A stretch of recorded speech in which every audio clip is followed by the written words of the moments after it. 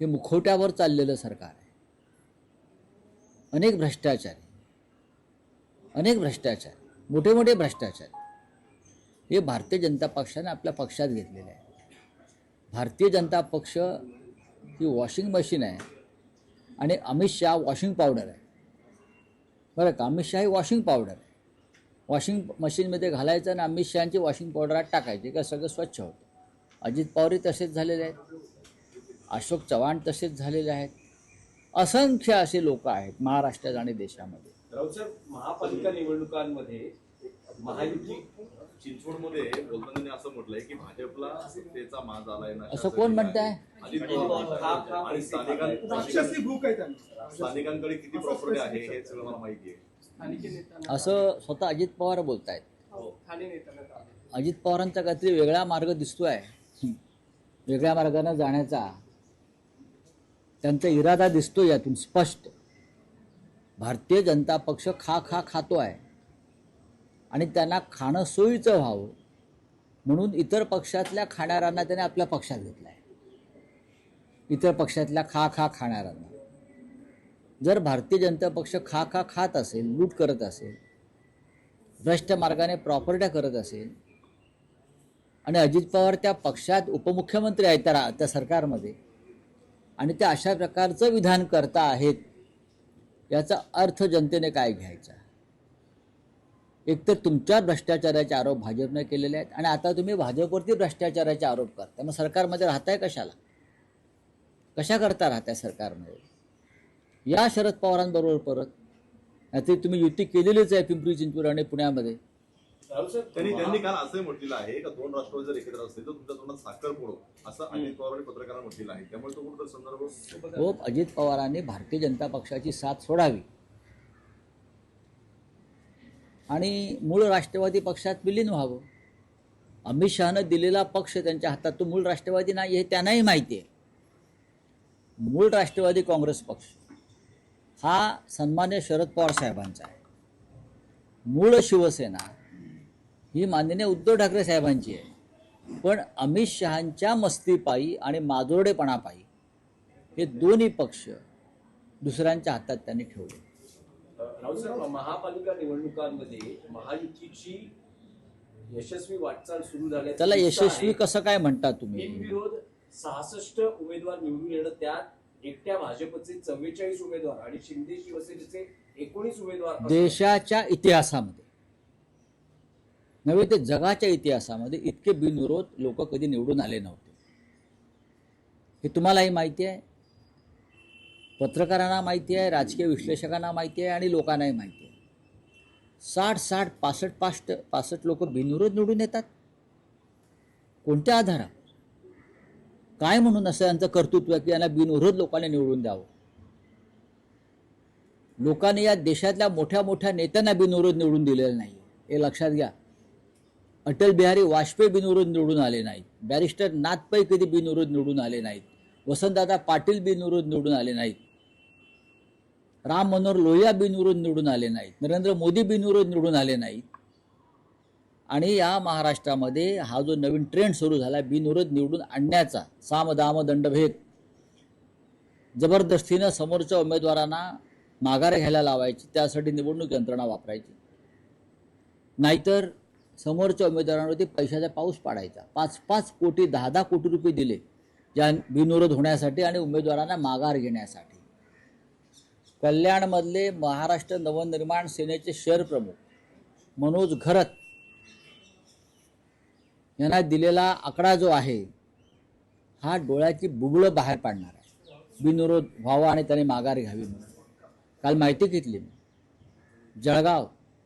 जळगावला उमेदवाराने माघार घ्यावी म्हणून त्यांच्या घराघरामध्ये 5-5 कोटीच्या बॅगा घरपोच गेल्या. उमेदवारांचे डोळे फाटले आणि त्याने जर माघार घेतली.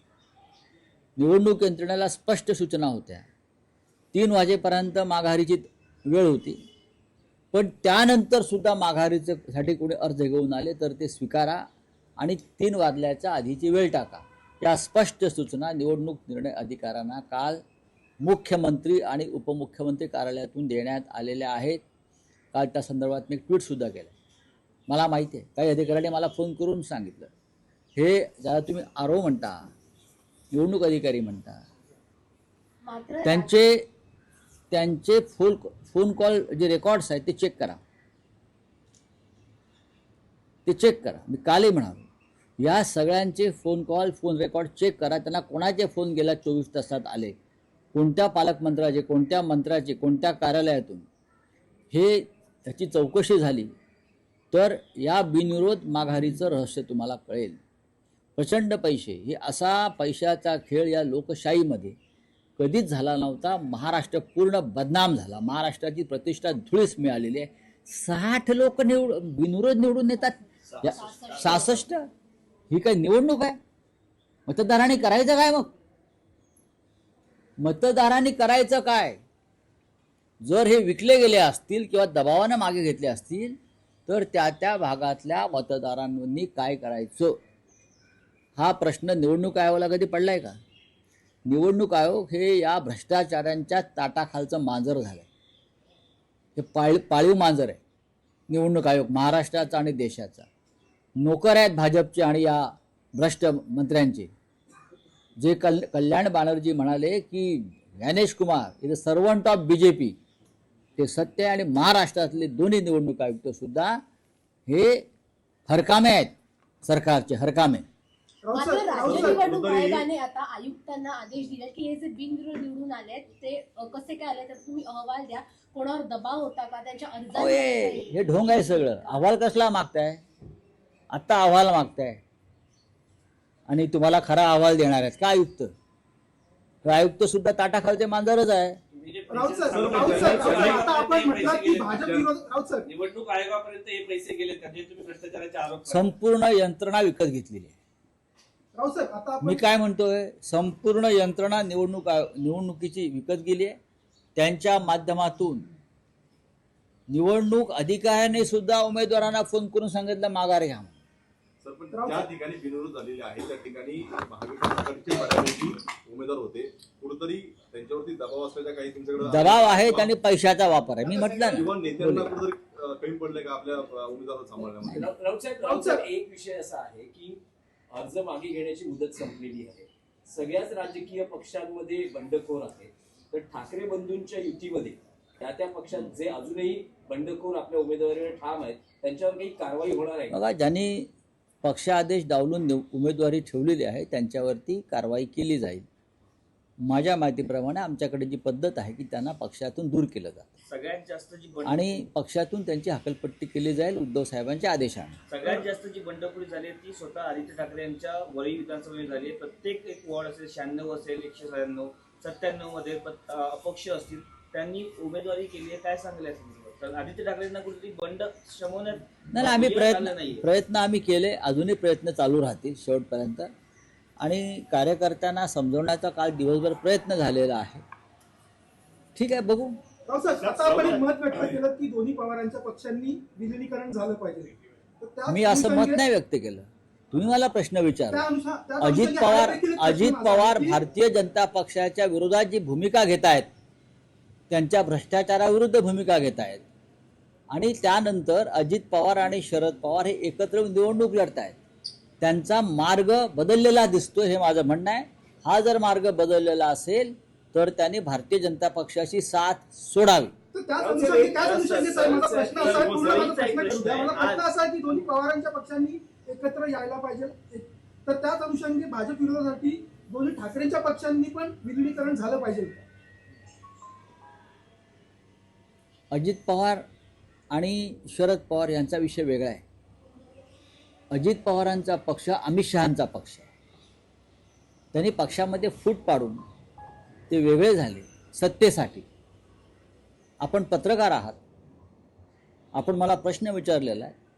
सन्माननीय राज ठाकरे यांनी स्वतःचा पक्ष स्थापन केला आणि ते राजकारणात आले. त्यांनी पक्ष पळवला नाही किंवा चोरला नाही, हे आपण समजून घ्या.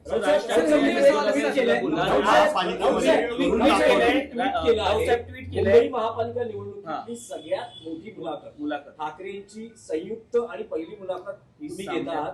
त्याचा काय तपशील आहे, कधी कधी येईल, तुम्ही घेता आहात, कधी ही ही प्रचाराच्या पुढच्या टप्प्याची मुलाखत सध्या मिळणार आहे, तुमच्याबरोबर कोण असणार आहे? सध्या शिवसेना आणि मनसेमध्ये संयुक्तचा जमाना आहे. संयुक्त वचननामा, संयुक्त बैठका, संयुक्त प्रेझेंटेशन, संयुक्त सभा, हे सगळं संयुक्त असल्यामुळे मी नेहमी माननीय उद्धव साहेबांची मुलाखत घेत असतो किंवा बाळासाहेबांच्या खूप मुलाखती घेतल्या. यावेळेला अशी एक चांगली सूचना आली, मग संयुक्त मुलाखत का नको, आणि त्याला या संयुक्त मुलाखतीला माननीय उद्धव साहेब आणि माननीय राजसाहेब यांनी मान्यता दिली. मुलाखत घ्यायला आता जर दोन नेते मुलाखत संयुक्त देत आहेत तर मग मुलाखतकार पण संयुक्त पाहिजेत. त्याच्यामुळे मुलाखतीला यावेळेला माझ्याबरोबर महेश मांजरेकर आहेत, अभिनेते, दिग्दर्शक, निर्माते प्रसिद्ध. महेश मांजरेकर आणि मी ही संयुक्त मुलाखत घेऊ. आता मांजरेकर का, त्यांनी सुरुवात केली एका मुलाखतीतून, एक प्रश्न विचारला आणि त्यातून राजसाहेबांनी जे उत्तर दिलं त्यातून ही संपूर्ण संयुक्त ही प्रक्रिया सुरू झाली, एकत्र येणं, चर्चा करणं. त्याच्यामुळे आम्हाला असं वाटलं की मांजरेकर सुद्धा मुलाखतीला असावे, म्हणजे मुलाखत अधिक रंगतदार, रंजतदार होईल. पण ही मुलाखत तुम्ही कधी घेता आहात आणि ही कधी टेलिकास्ट होणार, म्हणजे कधी? ही मुलाखत 6 तारखेला आम्ही घेत आहोत. त्यानंतर ताबडतोब ती प्रदर्शित करण्याचा आमचा मानस आहे. सर, आज वरळीमध्ये स्वतः महायुतीचा जो मोठा मेळावा आदित्य ठाकरे यांच्या मतदारसंघात होतोय, स्वतः मुख्यमंत्री असतील, शिंदे असतील, अजित पवार, अनेक जे मोठे नेते ते आज प्रचाराचा शुभारंभ स्वतः वरळीमधून असं आहे करतायत. की- मराठी बहुल भाग आहे तुमचा मतदार, म्हणजे असं आहे की जर मुख्यमंत्री एखाद्या मतदारसंघात आले तर तिकडे त्यांचे उमेदवार निवडणूक लढतायत ना त्यांचे उमेदवार. मग ते आले तर त्याच्यामध्ये आक्षेप घ्यायचं कारण काय? राज्याचे मुख्यमंत्री आहेत, भाजपचे नेते आहेत, निवडणुकीचे सूत्रधार आहेत. कालच त्यांचं विधान ऐकलं की आम्ही या वेळेला वेगळ्या पद्धतीनं महानगरपालिका निवडणुका लढतो. वेगळ्या पद्धतीनं म्हणजे काय? भरपूर आतापर्यंत जेवढे पैसे टाकले नाहीत तेवढे पैसे टाकणार की उमेदवारांवरती धाकधपटशा दहशत निर्माण करून निवडणुका जिंकणार? वेगळ्या पद्धतीनं ते निवडणुका लढणार आहेत. आम्ही पण लक्ष ठेवून आहोत की वेगळी पद्धत काय आहे.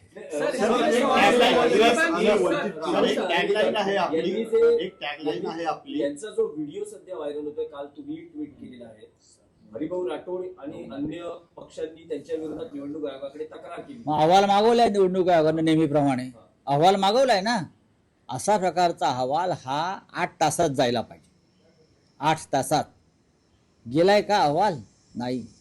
हे राज्य गुंडांचं, झुंडांचं आणि पुंडांचं आहे. तसं नसतं तर भरत गोगावले नावाचे जे मंत्री आहेत त्यांचा मुलगा अद्याप फरार नसता. अटेम्प्ट टू मर्डर, हत्येचा प्रयत्न करण्याच्या आरोपाखाली पोलीस त्याला शोधतायत. 1 महिना होऊन गेला आणि मंत्र्यांचा मुलगा रायगड पोलिसांना अद्याप सापडत नसेल तर रायगडच्या पोलीस अधीक्षकांवर कारवाई केली पाहिजे. काय करतात गृहमंत्री? त्याच पद्धतीने गुन्हेगारी स्वरूपाचं कृत्य विधानसभा अध्यक्षांनी केलेलं आहे. पण विधानसभा अध्यक्ष, त्याच्यामुळे विधानसभा अध्यक्ष असतील, सांगितलेलं आहे की इमिजिएट ऍक्शनने हरिभाऊ राठोड त्यांना अधिकार नाही येतो. काढा. त्यांना ते जेव्हा विधानसभा अध्यक्षपदाच्या खुर्चीवर सभागृहात बसलेले असतात तेव्हाच त्यांना अशा प्रकारच्या सूचना देण्याचा अधिकार असू शकतो. ते जेव्हा बाहेर पडतात तेव्हा त्यांना तो अधिकार नाही. त्यांनी पदाचा पूर्णपणे गैरवापर केलेला. त्याच्यामुळे विधानसभा अध्यक्षांवरती रितसर कारवाई होणं गरजेचं आहे. सर, वंचित आणि काँग्रेसची आघाडी झाली, मात्र जागा वाटपामध्ये मोठा घोळ पाहायला मिळतो. पहिल्यांदा 16 जागा वंचित केल्या, परत 5 जागांची फ्रेंडली फाईट. काँग्रेसचं पाऊल चुकलं कुठेतरी? बिनविरोध निवडून येणं हा जसा घोळ आहे मोठा, तसे काही ठिकाणी असे घोळ झाले. बोले हिंदी में सर, हिंदी में सवाल ये है कि जिस तरीके से 66 लोग बिना किसी चुनाव के मुंबईकरांसाठी करून बोलिए। दाखवला हा होता. चुनाव के बिना किसी मतदान सर, एक मराठी के बोलिए। महाराष्ट्र में 66 बात ऐसी है, देश के चुनाव के इतिहास में कभी ऐसा नहीं हुआ. इतने लोग निर्विवाद कभी चुनकर नहीं आए, न महाराष्ट्र में न देश पर. लेकिन महाराष्ट्र में पैसे की ताकत, साम दाम दंड भेद की ताकत से जो विरोधी उम्मीदवार है. इतरही बातम्यांचा आढावा घ्यायचा आहे, मात्र बुलेटिनमध्ये घेऊयात एक छोटासा ब्रेक.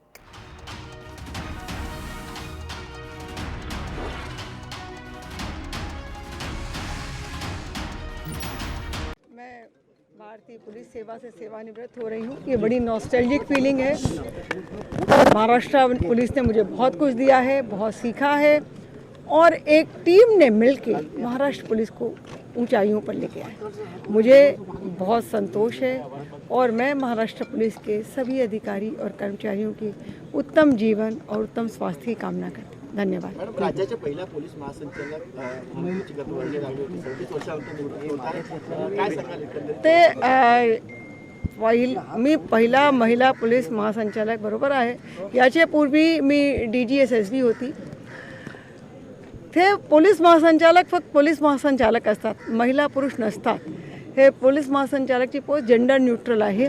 काम सारखं आहे आणि तो कामामुळे मला जे काही काम करण्याची संधी मिळाली याचा मला अभिमान आहे. धन्यवाद. Thank you ma'am. थँक्यू.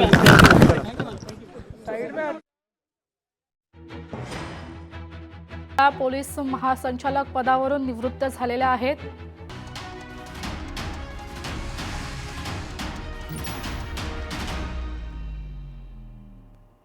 ब्रेकनंतर आपल्या सर्वांना